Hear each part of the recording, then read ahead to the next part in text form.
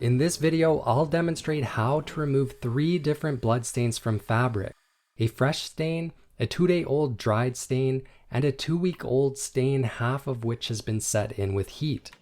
Before we begin, here are 2 critical things to keep in mind. Number 1, never put an untreated bloodstain in the dryer. Temperatures only slightly above body temperature can cause blood to cook into the fabric, making the stain much harder to remove. And number 2, fresh bloodstains are easiest to remove, so if you can, treat a bloodstain before it dries. Before removing the stain, prepare the fabric by wrapping the stained garment around a plastic cup, positioning the stain at the base of the cup. This setup will prevent the stain from spreading while we treat it. For this demonstration, I am using salon-grade hydrogen peroxide known as 20 volume clear developer.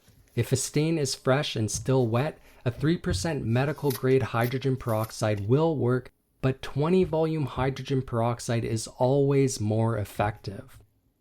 As we spray the fresh stain with hydrogen peroxide, we notice immediate foaming and the blood begins to lift away from the fabric. Continue spraying until the foaming subsides. As you can see with a fresh stain, the blood quickly breaks down and is fully removed within minutes. This is why it's always best to treat a bloodstain as soon as possible. Immediate treatment not only yields the best results, but also saves you time and effort. Let's try the same process with the 2-day-old dried stain. Now, because this stain has completely dried, it's more challenging to remove. As I spray it with hydrogen peroxide, you'll notice less foaming and a slower reaction. Earlier, I mentioned that 3% hydrogen peroxide will work for fresh, wet bloodstains. However, when dealing with dried bloodstains, it's much better to use 20 volume hydrogen peroxide. 20 volume hydrogen peroxide is double the strength of 3%, and therefore it is a much stronger stain remover. Since the reaction is much slower with dried stains, I'm going to place the cup in a bowl and allow the hydrogen peroxide some time to break down the stain. I'll usually allow it to sit for up to 2 hours, and about every 20 minutes or so, I'll add a few more sprays of hydrogen peroxide.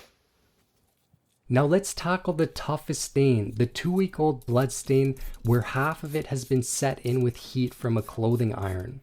As I spray the hydrogen peroxide, we can see that it foams very slowly, and there is no foaming whatsoever on the side that was exposed to heat. Again, let's allow the fabric to sit for up to 2 hours and reapply hydrogen peroxide every 20 minutes or so.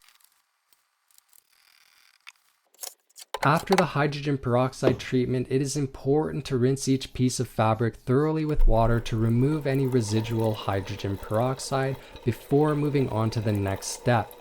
Now, if there is any blood remaining, the next step is to treat it with household ammonia cleaner. Spray the stained area with a few light sprays of household ammonia cleaner, then using a spotting bone, lightly agitate and scrape the stained area to try and loosen and remove any residual blood from the fabric. When using a spotting bone, it's best to work over a hard surface like a cutting board or a countertop. As I agitate the stained area, we can see that the blood is getting broken up and loosened from the fabric. After the household ammonia treatment, wash the clothing items as you normally would using a cold water temperature setting. Okay, now let's assess the results. So these purple shorts had the fresh stain. This stain was very easy and it came out in a matter of minutes with only using hydrogen peroxide, and the results look really good. These denim shorts had a 2-day-old stain. I first treated it with hydrogen peroxide, then applied a household ammonia solution. While the stain has mostly disappeared, you can still see a faint outline of the blood.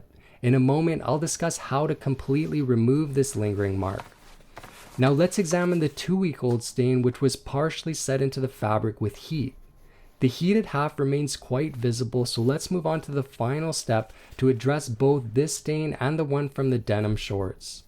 Before I explain the final step, it's important to emphasize that this step should only be attempted after completing the initial 2 steps in the video. If you skip ahead and try this step too soon, you risk setting the stain deeper into the fabric. This final method harnesses the power of heat and 20 volume hydrogen peroxide to break down the remaining stain. First, spray the hydrogen peroxide over the stained area, then cover the stain with a clothing iron until the hydrogen peroxide fully evaporates. Make sure that the clothing iron is set to the correct heat setting for the material you are working with. I only did one hydrogen peroxide application on these denim shorts. It looks like I probably should have done a second application as there is still a very faint stain remaining. Let's see what we can do with the cooked stain. Just repeating those same steps, apply the hydrogen peroxide, iron until the hydrogen peroxide dries, and then repeat as necessary. After ironing, you can also use a spotting bone to try and break up the stain further. The heat and steam from the iron will help loosen the cooked blood proteins, allowing them to be scraped away by a spotting bone. When I spray the fabric with hydrogen peroxide, we can see a white ring outlining the blood stain. These are cooked proteins and these will likely never fully come out of the fabric. Ironing with hydrogen peroxide will, however, break down the hemoglobin and blood plasma, causing the blood color to disappear from the stain. These are the 4 items we used in this video. For step 1, we used salon-grade hydrogen peroxide. For step 2, we used household ammonia and a spotting bone. Then for step 3, we used hydrogen peroxide, a spotting bone, and an iron. I'll post affiliate links for all these items in the description below the video. If you found this video helpful, you'll likely enjoy my other content. Check out one of my favorite videos where I demonstrate how to remove any spot or stain from carpet in 2 steps or less. Click here to watch the video and to discover how salon-grade hydrogen peroxide can tackle set-in carpet stains.